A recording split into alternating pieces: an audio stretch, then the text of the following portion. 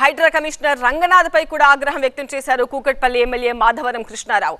హైడ్రా కూల్చివేతల భయంతోనే యాదమ్మ బస్తీకి చెందిన బుచ్చమ్మ ఆత్మహత్య చేసుకుందని చెప్పారు ఎమ్మెల్యే.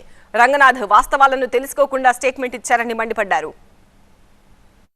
పాపం ఆమెకు ముగ్గురు ఆడపిల్లలు, ఇద్దరు ఆడపిల్లలకు అక్కడ కట్నం కింద ఇచ్చాడు. రాత్రి ఆశ్చర్యం అనిపించింది నేను కమిషనర్ గారిని స్టేట్మెంట్ చూస్తూ ఉంటాయి. హైడ్రా నోటీస్ ఇవ్వలేదు, అది హైడ్రాకి సంబంధం లేదంటున్నారు. నేను అడుగుతున్నాను సూటిగా కమిషనర్ గారు, హైడ్రా అనేటటువంటిది మీరు ఎక్కడ నోటీస్ చేయట్లేదు. మీరు జిహెచ్ఎంసీ వాళ్ళ ద్వారా నోటీస్ ఇప్పించుకొని హైడ్రా ద్వారా డిమాలిషన్ చేస్తున్నారు. మీరు ఎందుకు హైడ్రా నోటీస్ ఇవ్వలేదు అని చెప్పగలుగుతున్నారు? మీరు హైడ్రా నోటీస్ ఇప్పటివరకు మీరు డిమాలిషన్ చేసిన దాంట్లో ఎక్కడ హైడ్రా నోటీస్ ఇవ్వలేదు. మీరు జిహెచ్ఎంసీకి సంబంధించినటువంటి నోటీసుల ద్వారానే డిమాలిషన్ చేస్తూ ఉన్నారు. దీనికి నోటీస్ ఇచ్చిందని ఎవరు చెప్పారు నీకు?